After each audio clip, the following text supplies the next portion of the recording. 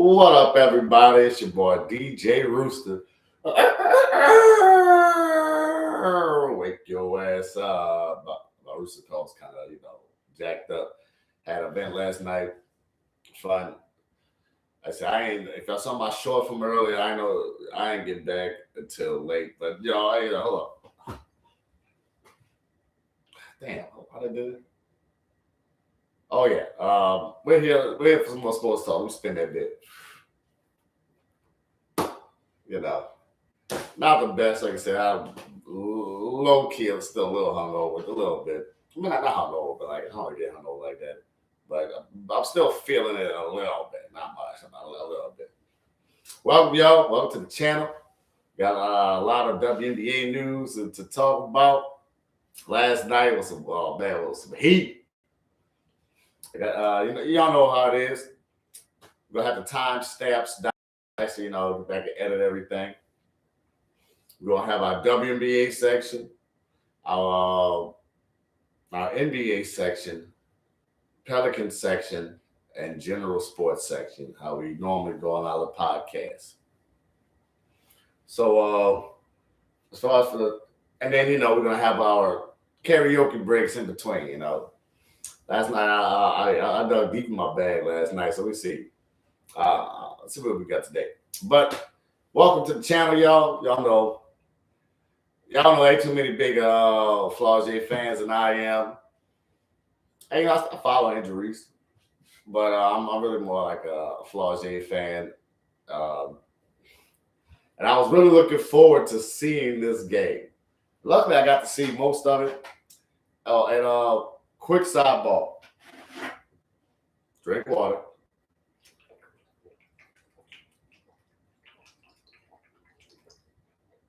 Oh, man. My body still got hydrated.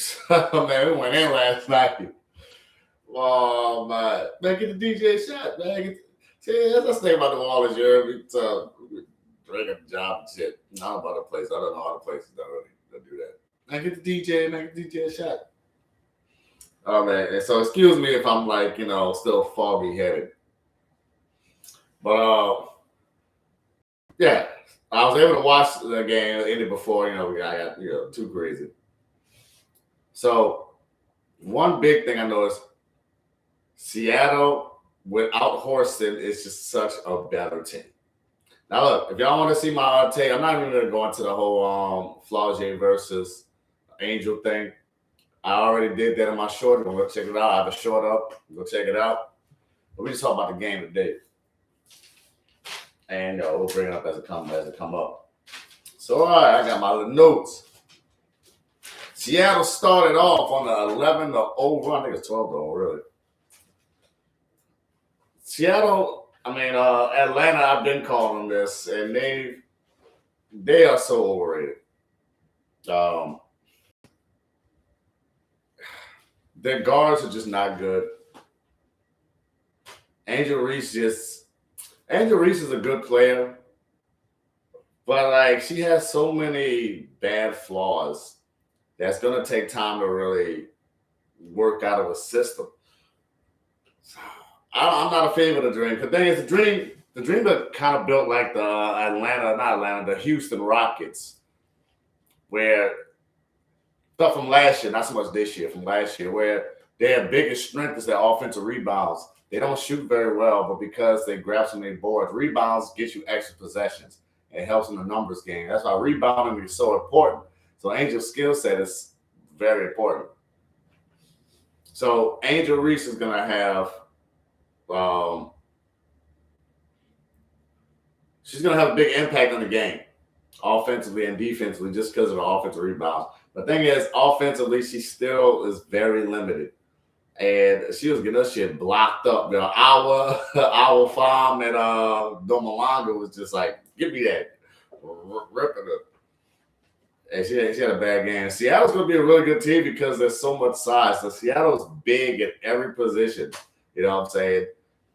Except the two. Because they had Heidemann running a point, but Heidemann ain't really a point guard. So then once they gave Flauje more of the point guard opportunities, then this team really took off. Because, yeah, man, at the end of the day, You need somebody to get these players the ball. None of these players can really make those passes that's necessary to get players the ball. And she's an Angel Reese type player. She does so many things so well, but she also does a lot of bad basketball plays. Because our farm is just not good at the game of basketball. It's frustrating to watch. She has a lot of talent. I don't understand why she's so bad at like the small nuances of basketball. She's the worst transition defender I've ever seen in my life. Like she fouls so much in transition. It doesn't make any sense. Like it's weird as hell. How look at Cam, it's kind of zoomed out, you know what I'm saying? I'm about to go back to my old setup. But for the lives. See, I got it. And then the mosquito repellent, you know what I'm saying? Hold up. Hold on a second. If I got it, hold up. Man, if I had it with me. So that mosquito repellent from Nature Jam, come out. That shit is fire. Especially living out here in the waters when mosquitoes are awful. It's all natural. It uses essential oil. That's kind of oily, but it's like all natural. Smells pretty good. Works very well. So I still got a little something on there, a little something like mosquito. So I'm gonna give me that little sheen, you know what I'm saying? But anyway, back to the game. So yeah, Reese.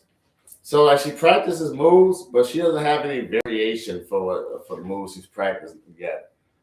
And so she's slowly growing. I'm glad she's working on the game and growing. Because like when she went closer, the first time I saw Reese go coast to coast and fucking scoring that bit, I was like, damn, Reese added that to the game. I saw it a few more times and I noticed something. It looks exactly the same every time. So it seems like she practiced that one fast break move, and that her fast break is just one move as opposed to just like naturally running the fast break. Because it looks the same every time, and then they figured it out and she gets blocked. Angel Reese gets blocked way too much. Like she gets blocked way too much. You gotta get some counters, some fakes, some pump fakes, some pivots. Because really, Angel Reese is really a power forward. And she would be much better if they started Olcott with Angel Reese, started big with Reese. Reese is a power forward, not a center. She could slash, she could rebound. That's what you need for a power forward. Everything Reese does is what you need from a power forward, not a center. And her defense is pretty good, but like it would be better if she could help off ball, but and rotate. But Angel Reese, she's not a center. And then it shows against the big ass teams like this, like Seattle, you get to see it. But at the end of the first, the Dream were 0-8 from 3. God damn. The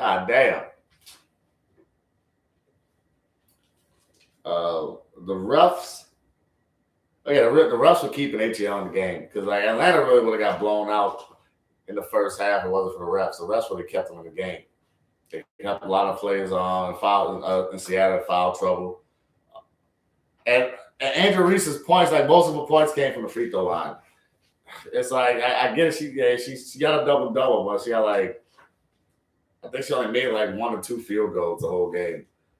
The rest was like free throws. Great defense on everybody. Seattle lockdown defense, but they can also score. Have a point guard that can distribute the ball. You know what I'm saying? Because before, once again, Heidemann, she's good, but she's not a point guard. She misses a lot of passes. Your point guard has to be able to catch backdoor cuts. If your point guard is missing backdoor cuts, then Sunday they do not need to be a point guard. That's one of the easiest forms of fucking points. If you can't anticipate when somebody's cutting back door based off the defensive position and based off the game state, you can't be the point guard. I love Heidemann. That's why she's better at the 2. At the second half, Heidemann, she came, turned off. Heidemann and Cook turned off. But we're going to get to the third quarter. I'm still going to the game.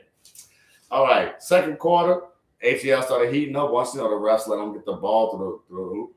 Refs let them get their feeling going. So it's like, all right, now he's on the hit. Flauje looked good the whole time. Flauje dominated the first half. Like, it was wild. Flauje, she came out.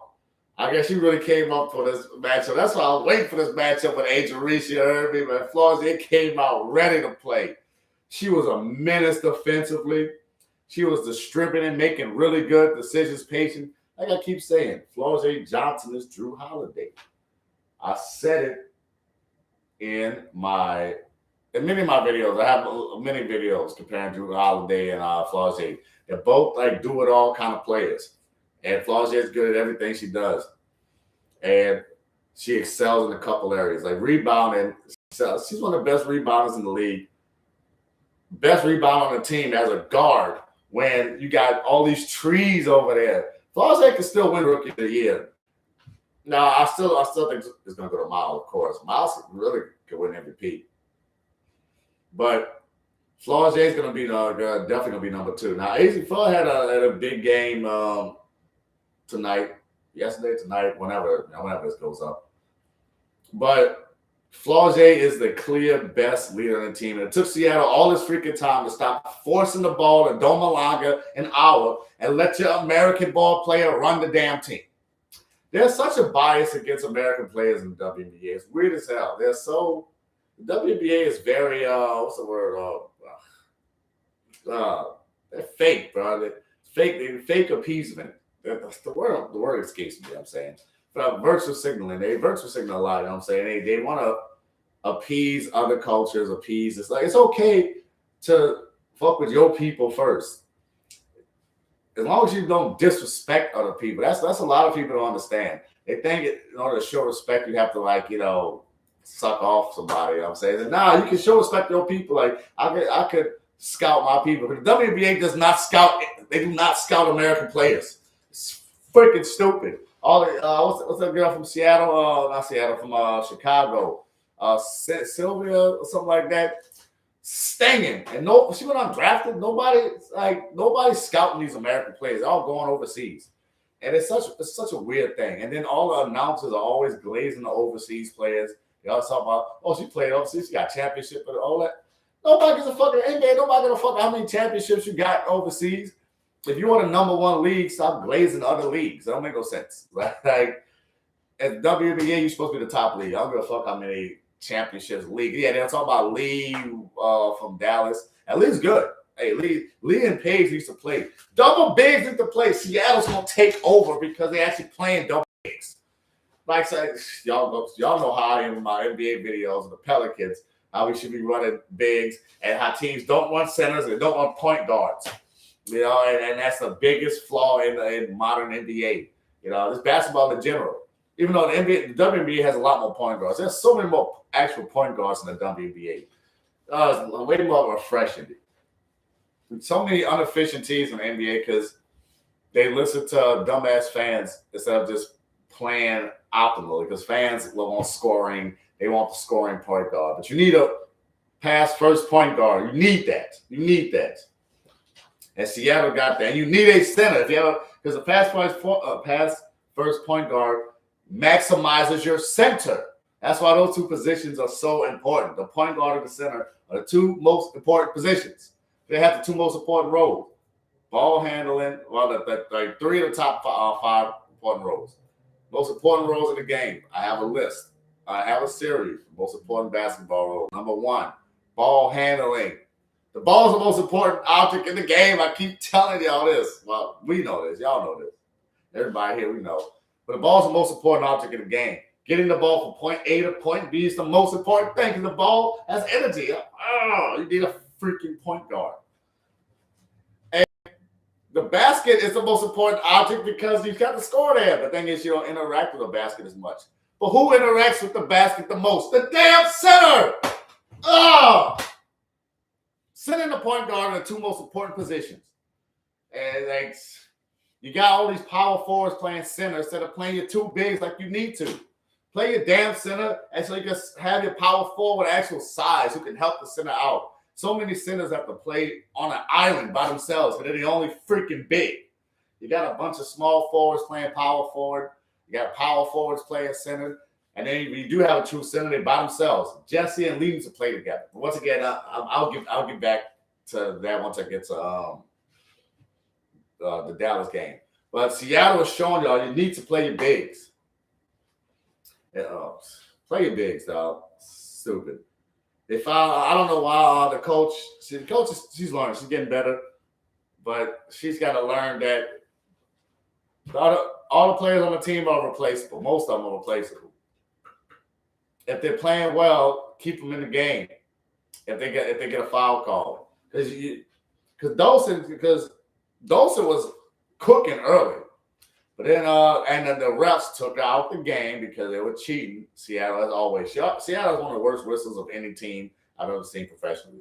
And I just come from a Saints fan who gets our fair share of terrible calls, and Pelicans fans who also get awful calls. But Seattle doesn't really get good calls.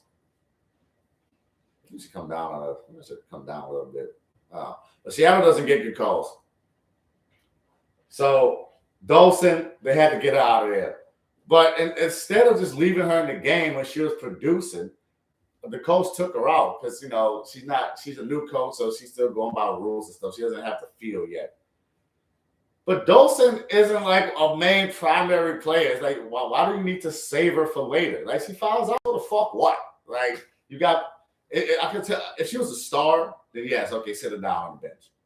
But Dawson was playing well. And the chances of a role player coming back and playing well is so small.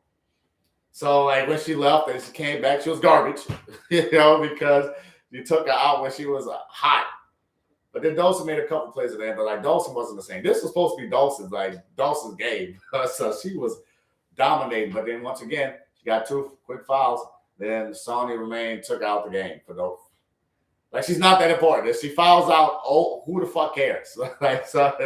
This team is stacked. As long as it's not Flauje, Wnba, whatever. Wnba, I don't care. But Wnba did some things defensively. So I'm hard on Wnba because people gas up so much. And she's also a very limited player, very bad hands, very bad fundamentals. Wnba just doesn't know how to play the game of basketball, bro. Terrible positioning. Rebounding is as good as it should be for somebody that tall. But goddamn, is she one of the best shooters in the fucking league. Like, she is a knockdown shooter. That's just a skill that's so valuable in the WNBA. Since there aren't too many knockdown shooters like that can be that consistent. But I would stay your ass out of the paint because just because you're big doesn't mean you should play inside. I was a small forward. She's a really tall, small forward. She does not have the skills. She's not like Angel Reese. Angel Reese, all her entire skill set is power forward. She is a stereotypical power forward. That is what Angel Reese is. She is not a center. Iowa is tall, but she is not a power forward. She ain't a center. She's a small forward. Her skill set, she's a small forward. She doesn't have the handles of a guard. And she doesn't have the hands that you need for a center to be able to go up and lay that bitch up because she's so bad under the basket. I was a small forward, and she needs to just stay out on perimeter and shoot. Give Doma Longa and Flauje that space. You got a bunch of attackers. Heidemann is an attacker. Melbourne is an attacker. You got a lot of attackers. So you don't really need our clogging up the lane because she's not going to give you nothing on the inside. Like, she don't have moves. She can't back you down. Get her out the paint. She turns it over way too much down there. She's a small forward. She is not a power forward. She is not a center. I was a small forward. Do not put Iowa down in the paint. She does not. She's not good down there. Now, maybe in a couple of years, hopefully by next year, she'll be able to do something. But see, I'm not really familiar with the growth rate of WNBA since I haven't really watched it. I'm familiar with the growth rate of NBA players and what NBA players should look like after a couple amount of years. But I'm not really too sure how, I'm not sure. It's a different game. But we'll see. But I will expect some progression. All right. The Flauje was diamond up, but people couldn't make baskets. She should have had way more than 4 assists. I was surprised when I saw she only had 4 assists. She's gonna be a triple-double monster. Samuelson, she was trash. Like, she's been garbage since she came back. Katie Lou, because they took out Dawson for Katie Lou, and Katie Lou's garbage. You know what I'm saying? Oh, man. if she gets better offensively, I know she's been out for a while, but it's crazy. You cut Lexi Brown, but yet you keep. I get it. Lexi Brown should still be in the league somewhere. Lexi Brown is the best shooter in the WNBA. It's crazy. Watching her is like watching fucking magic, dog. It's like watching Steph Curry for real. Like her shot is beautiful. How it goes in, like just how she shoots it. Like she needs to be in the league. Not on Seattle. I mean, I understand why they got rid of her. They just don't have it. They don't have the space. And she doesn't do enough other than shooting. She's not good enough at the game of basketball. She's like our, except that she just doesn't have the height. Yeah, actually, no, that's a good comparison. Lexi Brown and our are pretty much the same. Except our was just taller. That's really the biggest thing. All right. Hardeman got to work on her vision. Yeah, because she missed so many easy backdoor cuts. She missed so many. She misses wide open players. Like she's just trying to get hers. Now, third quarter. Malanga, she ain't her yet. Like Malanga, like she's getting there. I just something about her. She makes bad decisions in in heated situations, but she's getting there. She's definitely way more polished than our. Way more polished. And Malanga is going to be a force. She's small. I hope she puts on a little bit of weight, just a little bit, and it should be good. I don't know if y'all could. Maybe I didn't need the. Let's see. I'm still trying stuff out for my live setup as opposed to my recorded setup. I use my phone to record my videos, and I have to set up with the sound and all that. But with this camera, it's a little different. I might have muffled the. Who knows? We'll see. I'm gonna run back. And check it out. Because the camera I'm using is meant to record live music. So that's because I have a whole other mic, and I was like, wait a minute, I have a camera that has both of it. I have the video and the audio, because not all recorders are good for like sound. It says DJing, promoting music and stuff like that. You don't want to get footage of the band that promoting and stuff like that.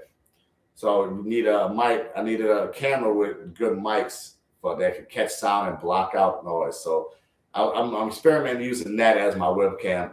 And then I got a whole other expensive ass mic I'm not even going to use if I get this set up right. But anyway, third quarter for the Seattle game. Flauje. Let's say welcome everybody. Welcome to the chat. As you see, you know how we're doing our lives. We cover WNBA, NBA, Pelicans, and then general sports in that order. So, if you want to skip around, I'm going to have the timestamps whenever I make this video. I have the timestamps and video indicators over here. So, skip around if you want to. We're in the WNBA section. Talking Seattle Storm as they put the belt to their ass.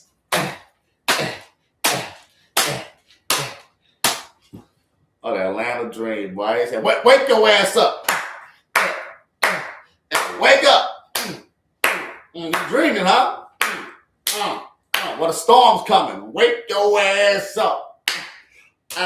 The game wasn't even as close as the final score indicates. Like, Seattle controlled the game. The refs kept them in it. But, I want to just, like I said, let's just keep out on the side. Fourth quarter came. Zaya Cook had to help close it down. Then Zaya Cook was like, all right, I'm done with all this. Y'all ain't coming back.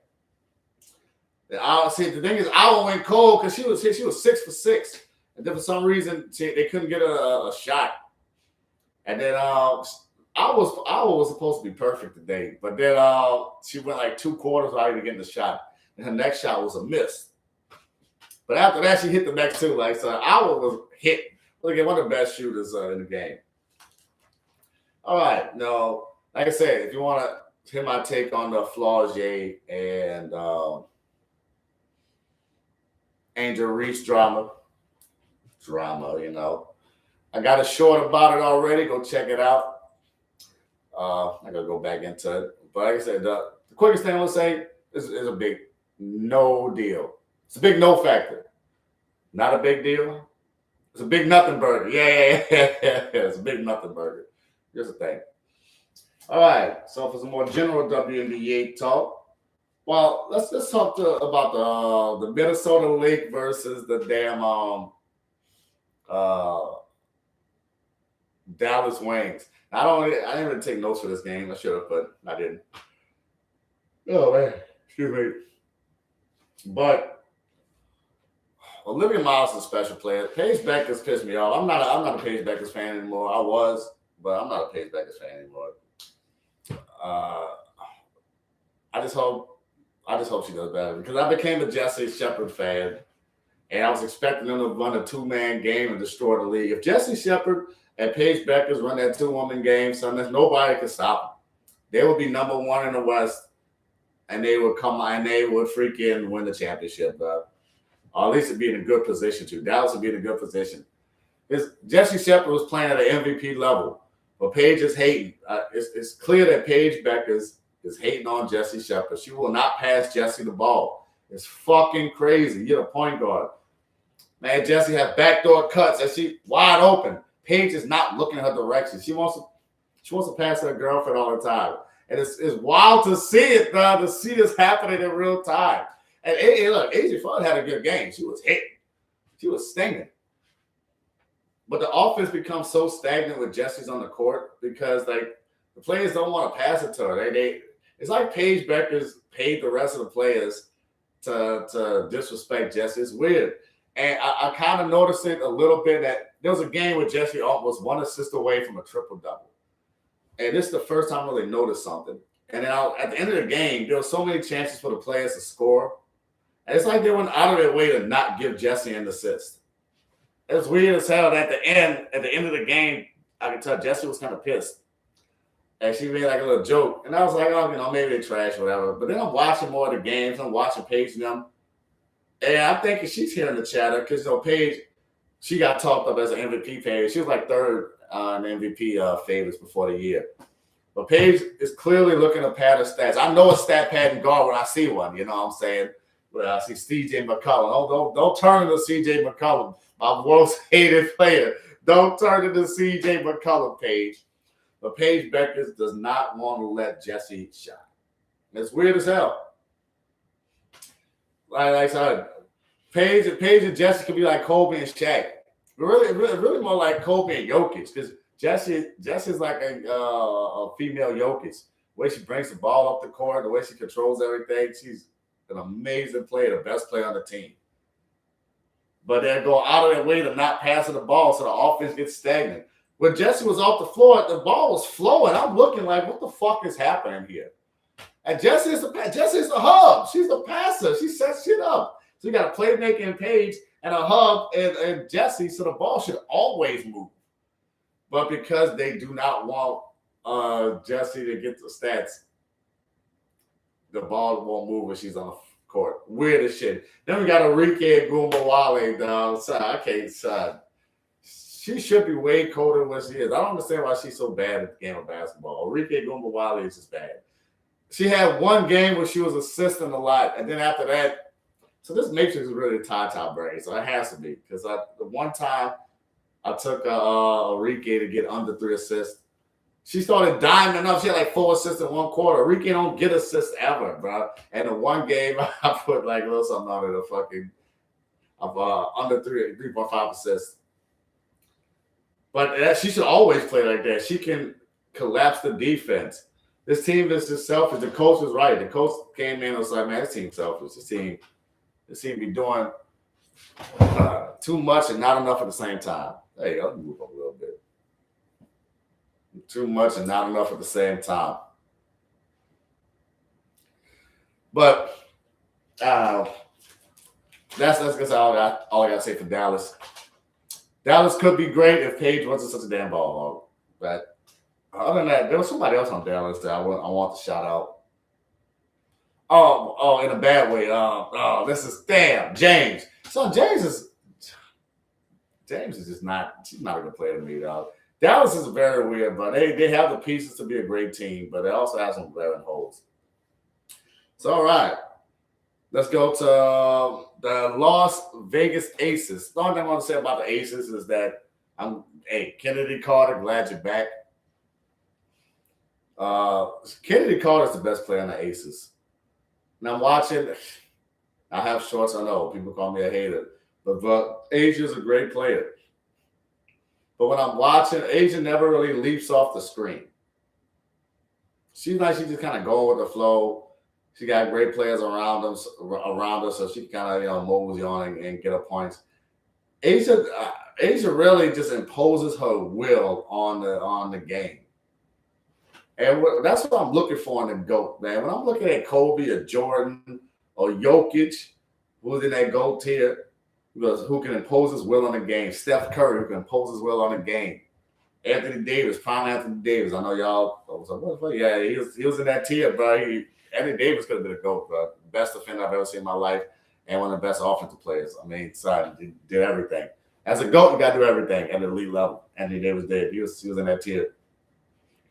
So you can't sit up here and tell me Asia is like in that GOAT tier. So she gets cooked on defense, bro. She's too slow. Maybe when she was like younger, maybe she was a little faster. Once again, I came in at the tail end of her career, I guess.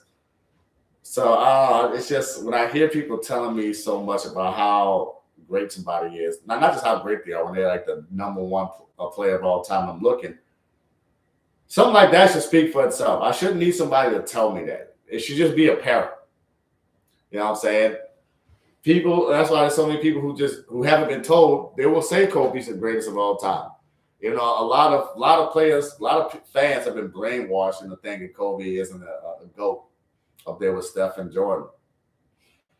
But it's because they didn't watch objectively. They were told how to feel. But just like Asia's great, but I don't know. Kennedy Carter's the best player on that team. Like you could feel it. This is an energy thing. When Kennedy Carter came back, she imposed her will on the game. Unstoppable, offense and defense, like hellacious. There's like energy, there's a movement, there's a hype. You know what I'm saying? Like I don't know, Asia just doesn't have that. Asia's a front runner, bro. When they're like, when things are already going good, you get I'm here, yeah. I'm like, put that shit away. Where's that we all lose it, dog? I don't know, but once again, my eyes don't match what people are telling me. All right. So I guess that's. Oh yeah, for the last part of my WNBA section before we go to the break. The officiating is way better. The officiating in the WNBA is so much better now. So much better. I am so glad. But there was a learning process. But now the reviews are much shorter. They're not calling as much stupid nonsense because they have to kind of figure it out. So I got to give the WNBA credit. The officiating is so much better. But all right, y'all. Now, wake your ass up and let's go check out these. All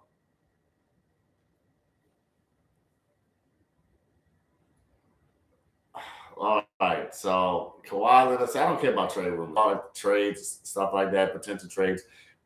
That's not really my thing. I'm not really a big trade guy. Well, I'm not a big trade speculation guy. Because it's like if a nigga get he paid his dues, that's how it all works. Just in a situation with a law, and you keep getting punished for the rest of your life. That just creates a cycle that puts people into more and more crime. You know what I'm saying? That's what I always say. It's physically tied together. You know what I'm saying? It's the same kind of mindset, bro. Cause that's what it is when it comes to like you see the racist dog whistles where you say, "Oh, this guy should have been locked up. The judge should have never let him out." Like if a black person commits a crime, locked up for the rest of their lives. Because like I said, it doesn't matter what the crime is. You know, these judges are soft on crime. These niggas should be locked up for the rest of their lives.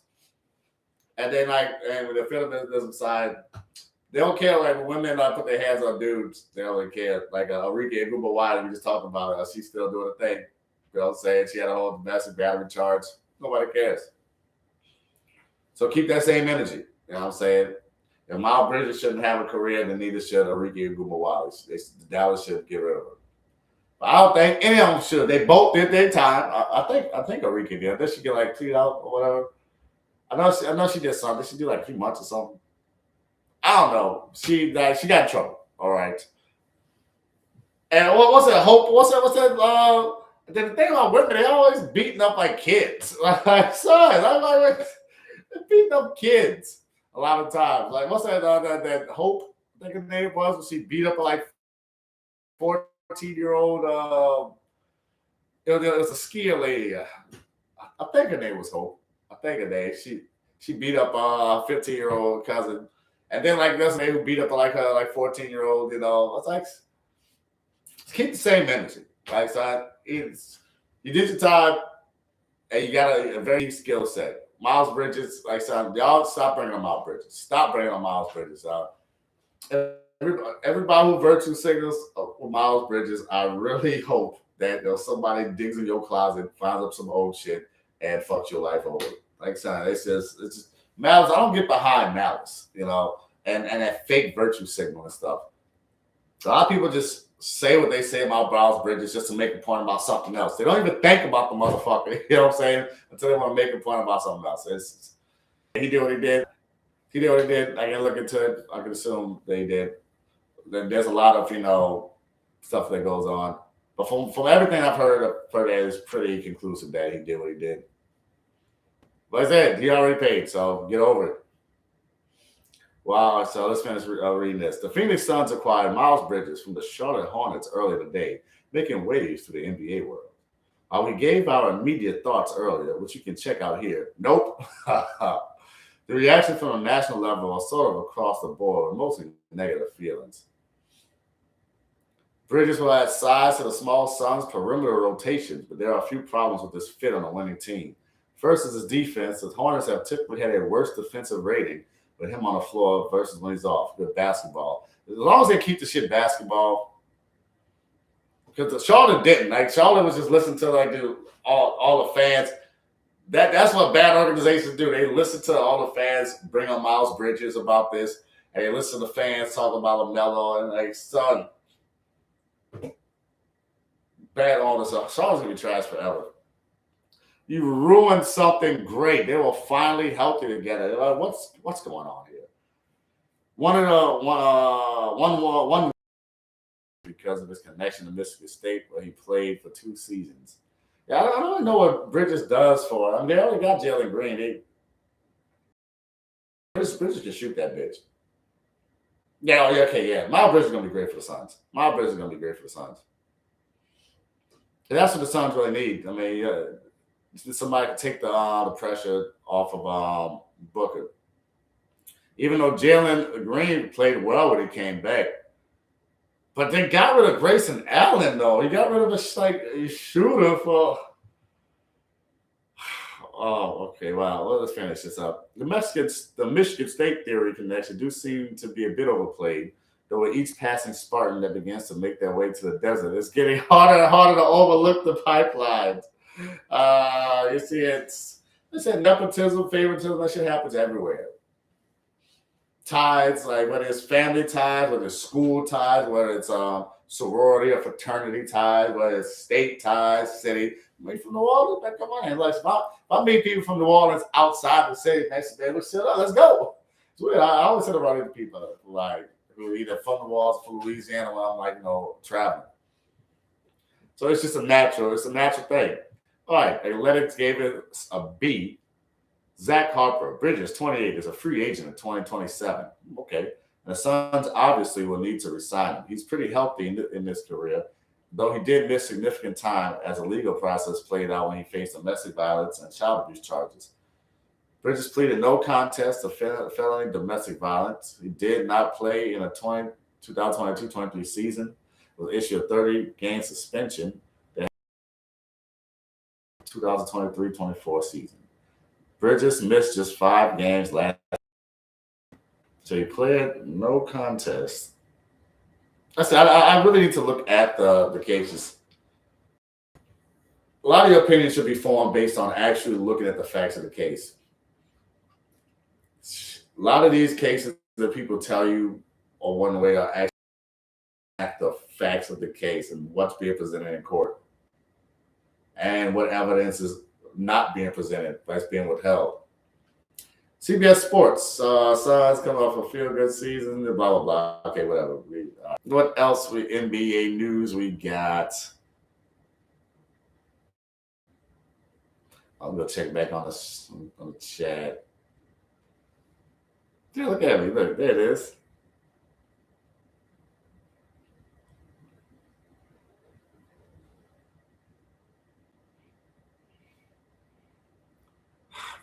Suns trade for man. Not only did they get the better player, but they freed up money, better and younger. What is Charlotte doing? Charlotte might be the worst one team I've ever seen. What the hell? The Suns have long coveted Bridges and have been linked to him in trade rumors for years. The 28-year-old developed into a solid secondary scorer, averaged 7 days to starting lineup and provide them with secondary scoring. All of them. Well, the East teams are so horribly run. There's something about the East Coast, the people in general on the East Coast, there's something messed up with their brains. Because we see this in NBA and NFL. We see this all over the time. I don't know. We're garbage. It's always been like that forever since my entire life. The West is even stalling out. It's even harder for the Pelicans to make a move. Man, every team in the West is going to be good. There goes the Pelicans' chances. God damn it. Well, I mean, why did they do this? The East, they don't want to win. The Hornets targeted experienced role players in the deal, but the real prize for them might be the unprotected 2033 first-round pick. Nigga, 5 years from now, not 5 years. That's like 8 years. 7. Depending on when it falls. That's like 7 years from now, dog. 7 fucking years. In 7 years, the Lakers went from championship contender to trash and championship contenders. Like, son, what you talking about? Like, nobody knows what's going to go on in the next 7 years.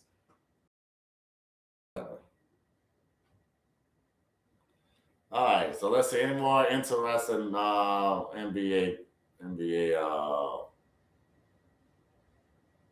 John Morant needs to be on the team.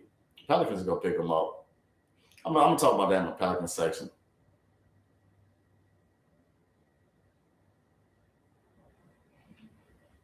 Now, one last pass. Any more interested?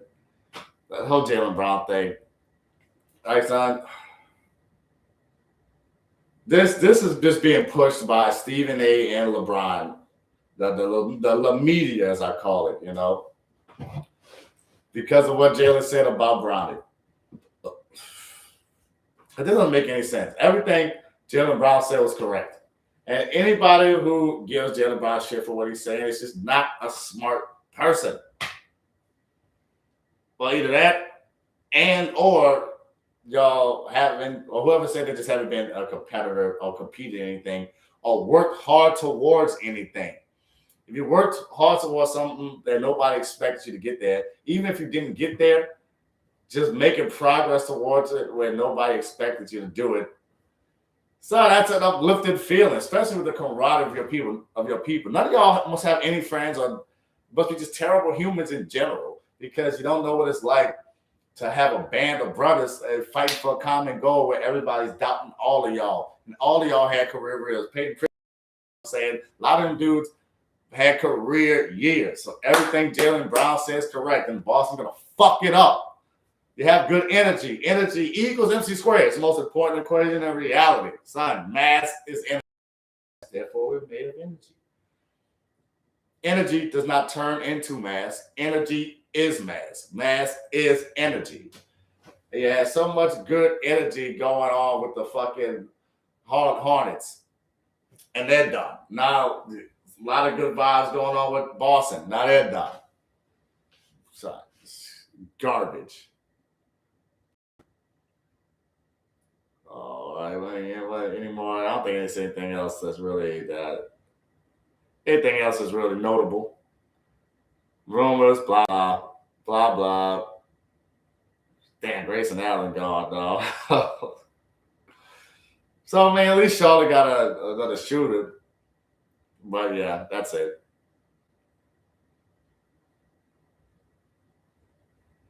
Oh, wait, I wasn't even on the, y'all couldn't even see what I was doing. I was on the wrong tab. All right. Now, we're going to take a little break. Get you some water.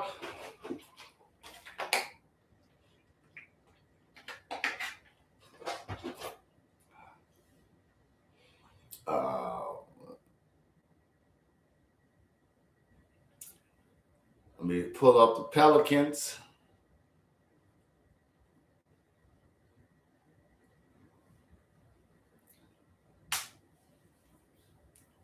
And I'm going to go over some of the Pelicans news when we get back off break. I break the break thing.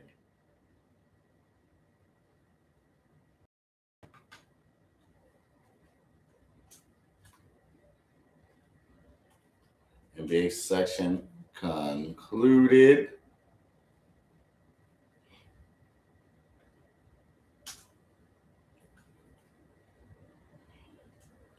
And general sports next.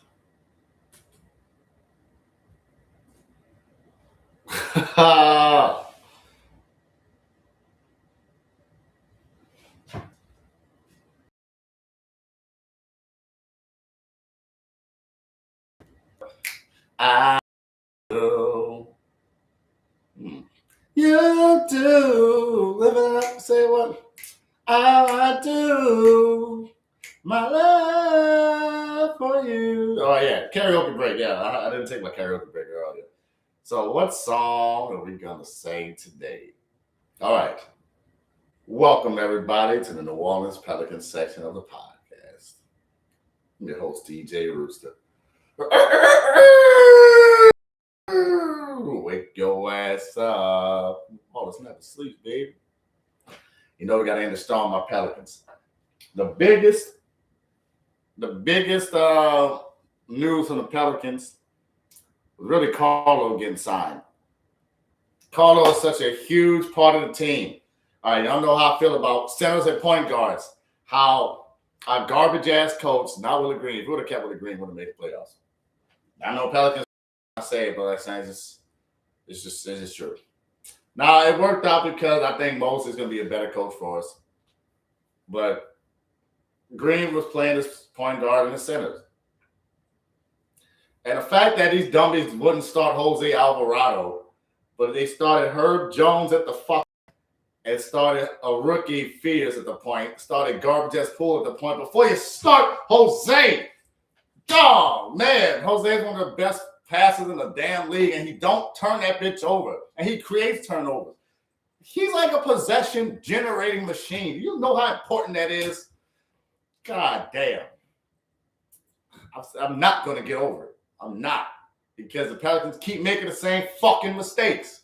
So until they learn from their mistakes, you don't give up dogs. And Carlo was a dog, so I'm glad they kept him back. You don't give up dogs. Fucking idiots. But we drafted the dude from I think where he went to local high school out here. I forgot where he went. They St. Aug, they go to St. Aug. Jaron Pierre Jr. Looks, I don't really care. Our team was great already. But Carlo, man, so as far as players that we should add to the team, we need another like true point guard that's not going to take too many shots. I would actually like TJ McConnell. if we could scoop up a TJ McConnell, if we could get as a nice backup point guard. But really, right now, we just have to make it work with who we got. Excuse me, because if we can't get a point guard, because even if we can get a point guard, like what we gonna? There's only one basketball in so many positions. We have enough guards. We have way too many forwards, but we have enough guards. And signing Reese, honestly, not Reese. Signing Carter was a good move. But honestly, we really should just sign. We should have brought back Looney. Looney was actually good when given minutes. And him and Poole Looney's minutes were tied to Jordan Poole's minutes. That says Jordan Poole couldn't get on the floor, Looney couldn't get on the floor. But Looney just did a lot of the little things. So, I mean, I think we could bring him back. But I don't know. Somebody might want to pick him up. The league needs a big man who can do what he does. But Carlos is better though. He can shoot the three, and Looney's been working on his three. That's what's crazy, bro. Looney worked on his three. He didn't even have a really chance to show it off. But Carlo can hit the three. That's what I'm saying. Playing two bigs would have helped the Pelicans out so much. When you play all these guards, the teammate is not as efficient. All these guards are forwards. You know what I'm saying? Herb Jones is a forward. He might be a tweener, but he's a forward. Trey Murphy, he's another tweener, but he's a forward. He's mostly a forward. And we got Sadiq Bey. We got Zion. So Sadiq Bey's the best player on the team. So we have Derek Queen. Then you got Carlo. All four, they can play with each other. So I like that. Jeremiah Fears, congratulations, Jeremiah Fears and Derek Queen. They got the all-rookie trophies. Okay. So free. Let's see. Let's click on it.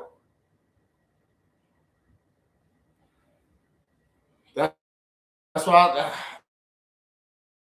if you understand, look up these fucking stars.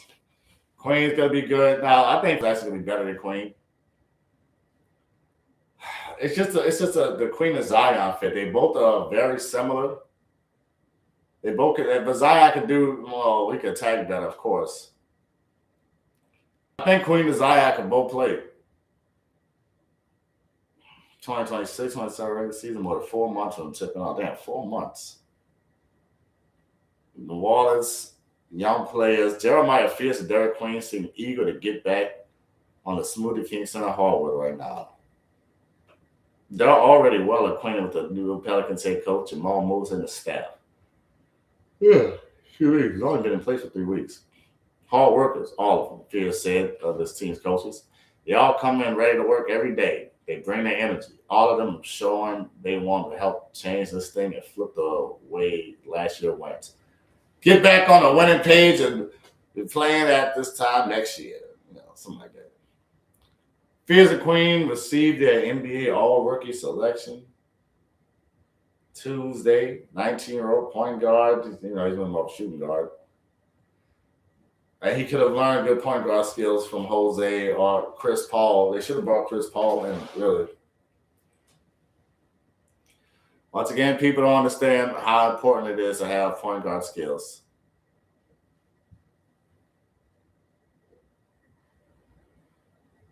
Point guard skills, moving the ball from point A to point B. Without it getting stolen. Turnovers are the biggest negative you can do. You're directly giving up the possession and giving your opponent a possession. You know what I'm saying? Well, the worst thing you do is give them the ball and let them shoot it right there. That's pretty much what the turnover does. Especially on they want at least a fast break, transition plays. So you need ball handlers that know spacing and they can pass in space.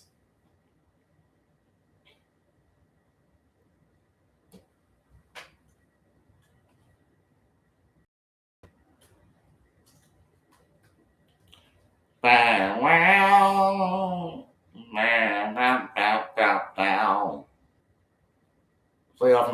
different. Yeah, they got to see it. Queen and Fierce got to see it, man. That's gonna help them so much.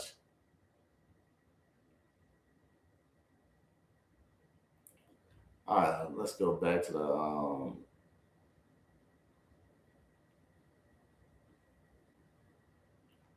let's go back to the page and see if there's anything else that's worked.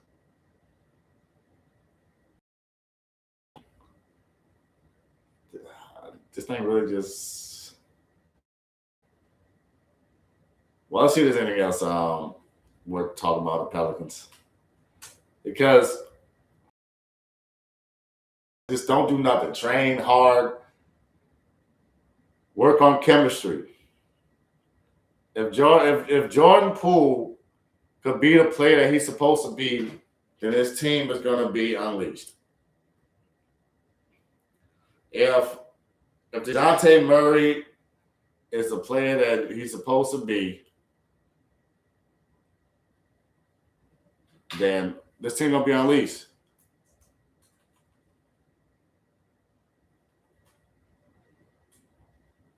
Do that's right.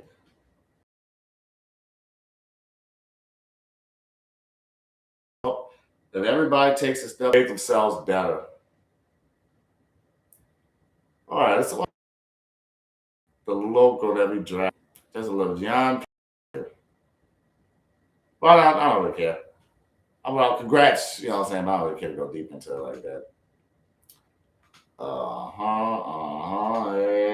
And you know what? Let's read this one because I want to see what I'm gonna poke into Jamal Mosley's head.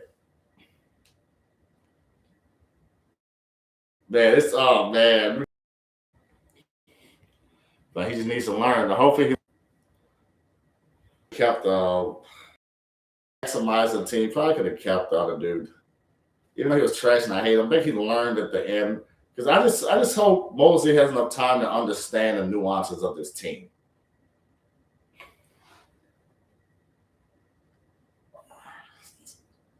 But even though he's in the East, so he didn't play the Pelicans that much.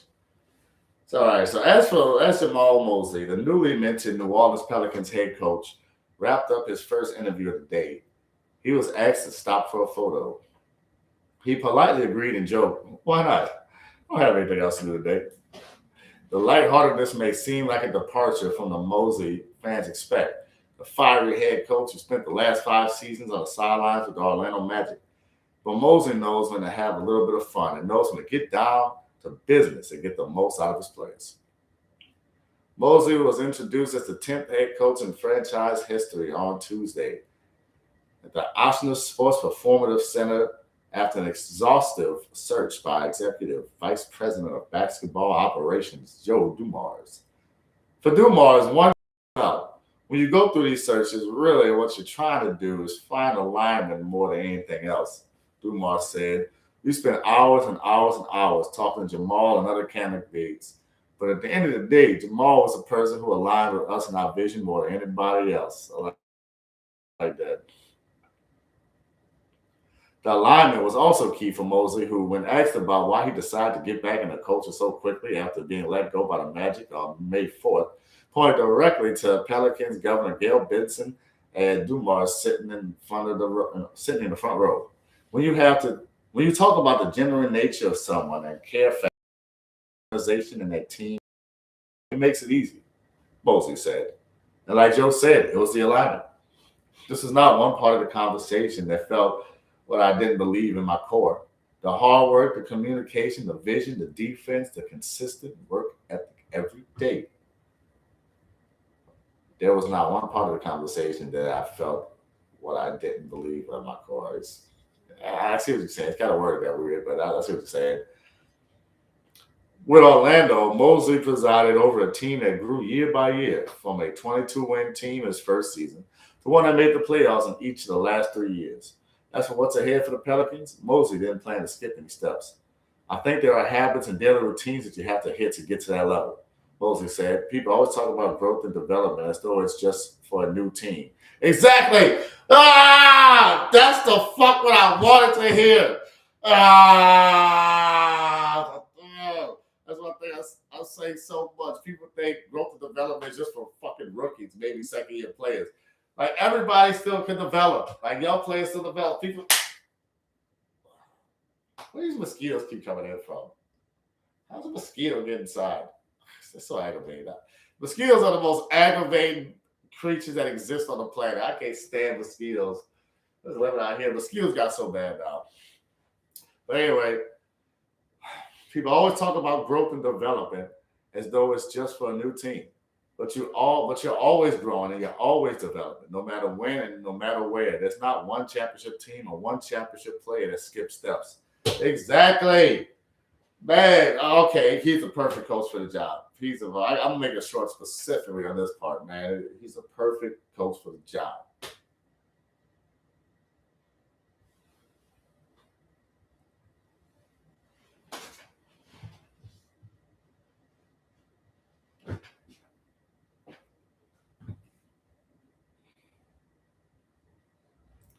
Oh man,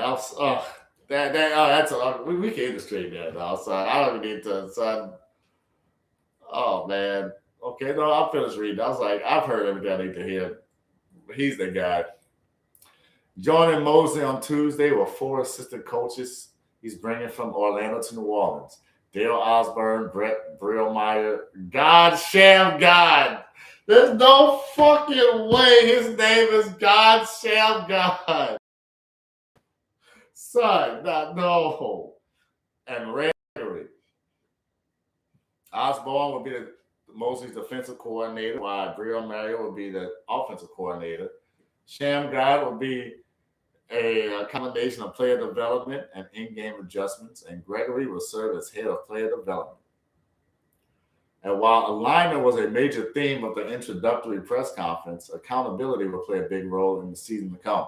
When asked about Zion Williamson, Mosley, who has had multiple conversations with the former number 1 pick, said that he has to scratch the surface of what he could do. Exactly. Yes, like Zion has so much potential, but being able to open the floor for him more, being able to attack from different positions, because he's an S with a high IQ for playmaking and making guys around. He said some of the things he's done here have been spectacular, but we want to make sure he can contribute that along with being healthy. Mosley was also very complimentary of Jeremiah Fears and Derek Queen, the pair of first-round Pelican rookies who were recently both named to the 2025-2026 Wnba All-Rookie Second Team. Fears for his toughness and focus, Queen for his desire to improve. Selflessly, that's what you have in both guys. Mosley said they're young. The ability to create good habits, daily routine, and consistency of real work is exactly what these guys are capable of doing. This is the coach that we need. Some Pelicans going to win the West. This is the Pelicans going to win the West. Pelicans winning the West. Sign that's over with. That's a wrap. They already got the best roster. You just got to put it all together. Now, a lot of this is weighing on if Mosley realizes that Saddiq Bey is our best player. Yes, Zion here, whatever. Saddiq Bey is our best player. He needs to be the focal point. Zion should be number 2 and can take over whenever. I don't want to hear anything else like Saddiq Bey is our best player. I would like the ball in Zion's hands because he can play make, but we need Saddiq Bey to take the most shots on the team. Saddiq Bey needs to take the most shots on the team. I don't want to hear anything else. Zion is the second, maybe, as far as shots. Like he's gonna be second in man. He's gonna choose when he gets to take his shots. He's gonna be the second. Ray's gonna be the primary ball handler. Well, he's not. That's Fears, but he's gonna be the primary, hub. Him and Queen. But they're gonna pick their spots, but they need to push it to Saddiq Bey first. Oh man, that's all I need to hear. I don't need as far as general sports. I'm not even. One thing I will say about no, I'm feeling good. You know what I'm saying? Biggest thing. Development and how so many people only think development is for like rookies and second year. Like, son, like improvement is all the way around. And it's my biggest issue. Ugh. But it is what it is. But all right, y'all. I've been on for like an hour and a half now. Thank y'all for joining. Thank y'all for watching. I'm going to have the timestamps and everything. I'll publish this and make a video out of it and chop it up. The WNBA section in the beginning, you know, NBA, Pelicans. Thank all y'all. Y'all have a wonderful day. Kiss your loved ones. Listen to some good-ass music. Like, follow, subscribe, and check out all the other videos that's going to be in the places. But y'all take it easy. I'm your boy, DJ Rooster. Wake your ass up. Come on, it's never sleeps. Yeah.